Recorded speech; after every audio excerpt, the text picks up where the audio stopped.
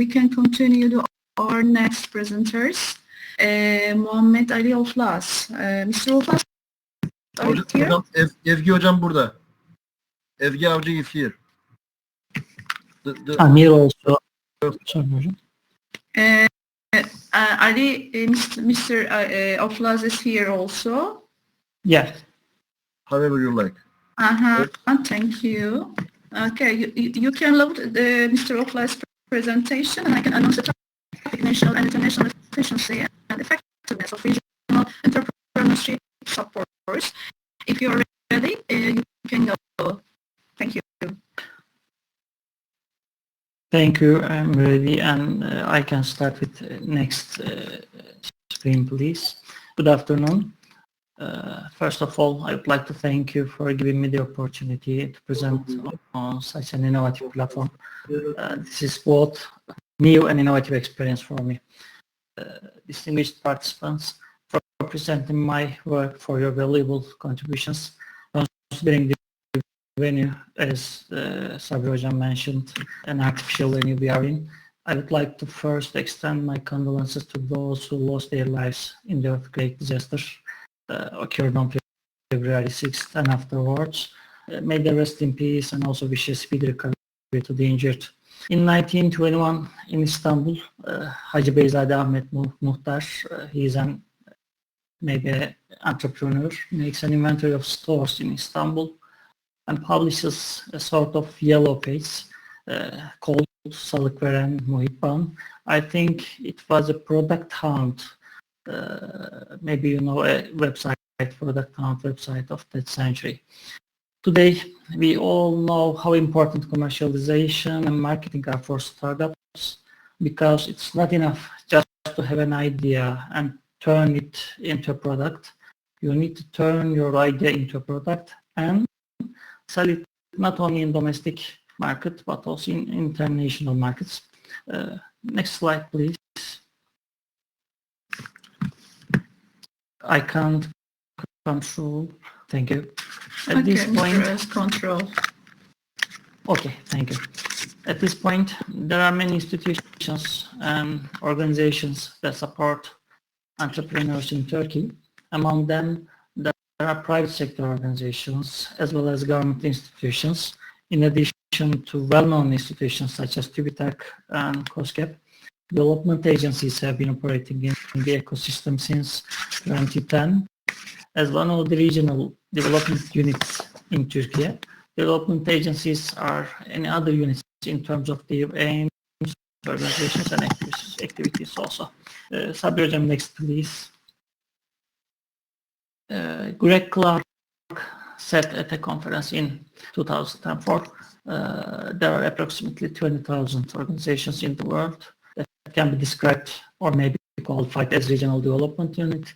It's reported in the literature and some reports that this figure is around 1,600 in Europe also. In Turkey, there are 26 regional development agencies.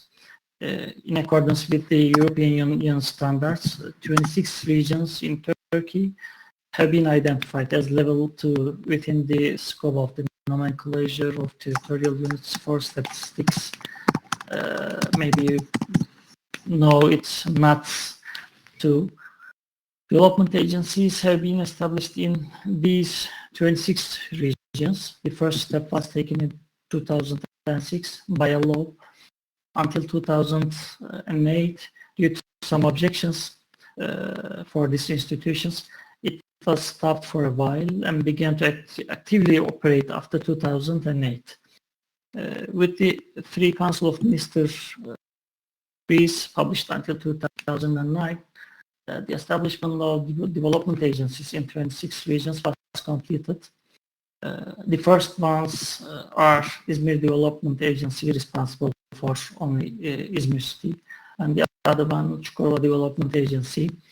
Izmir Development Agency is responsible for only Izmir City. On the other side, Çukurova Development Agency is responsible for 2 cities, Adana and Mersin. The most recent one that started its activities is Ankara Development Agency. It's also responsible for one city, Ankara. Development agencies work in order to reduce intra-regional and also inter-regional development disparities under the coordination of the Ministry of Industry and Technology. When it was first established, the development agencies, which were coordinated by the State Planning Organization and served under the Ministry of Development, finally it started to work with the regional development administrations under the coordination of the Ministry of Industry and Technology. Regional development administrations are also regional development units in Turkey with development agencies. Although it's established in 26 districts, it has an active and qualified and experienced human resource in 81 provinces, along with investment support offices. Sabri Hocam, next please. Thank you.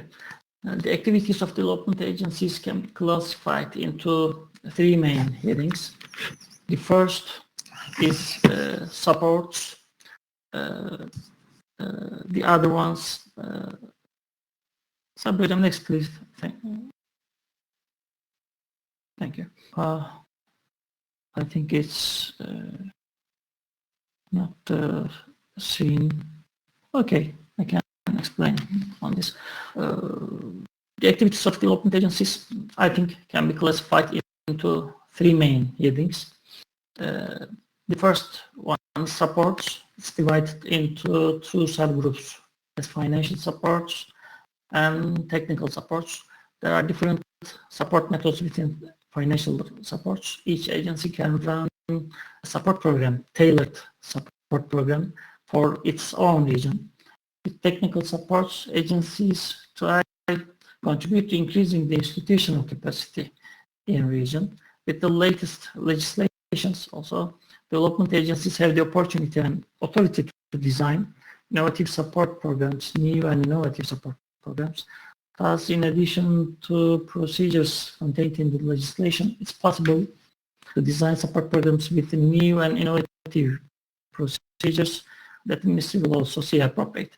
The second is activities. Maybe I can name it activities such as analysis, reports, and events. Through these activities, development agencies both take high-resolution photos of the regions in which they are located and try to measure the impact of their activities also. Finally, the development agencies operate like a one-stop shop or maybe one-stop office. One-stop shops are often used for investors or corporate establishments in literature, but development agencies operate as one-stop shop in the regions, not just for investors, but for all stakeholders, I can say. It's like a one-stop shop for all stakeholders who have a business idea or, for example, studying academic paper or going to invest or want to access any network. The support and activities of development agencies are not as they were originally planned. Development agencies, both institutionally and as activities, are flexible structures. They can make designs and put them into practice in line with the needs of the time and the needs of the region, needs of the ecosystem also. Sabri Hocam, next please. In this context, the study will try to measure the impact of the work done by development agencies since 2008. The scope of support and activities is narrowed to those carried out directly through interfaces to entrepreneurs. Next, please. Thank you. Development agencies' general activity reports published every year since 2010 will be used as data source. These reports are open data source also. It has been discussed what kind of support and activities the entrepreneurs who benefit from the supports and activities of development agencies, directly or indirectly through another organization. As a profit-making organization have benefited from since 2010 and what kind of gains have been gained as a result. As a result of the study, it has been determined that the supports given directly to the entrepreneurs have more limited effectiveness compared to the supports provided through an interface, and the effects of the support and activities carried out through the interfaces or in cooperation with the stakeholder interfaces are relatively high. As a result of the study, in the light of the support and activities provided so far, the potential stakeholder structures with support and activity proposals that could provide a more effective contribution to the entrepreneurial ecosystem or the development agencies that have largely completed the preparation of the new period of regional development plan have been attempted to be revealed. The study is expected to be a guide for development agencies that are being established as agile, and maybe I can call it agile and flexible structures, and so far have the ability to act quickly as well. Thank you very much. Thank you, Mr. Oflaz. And on behalf of myself and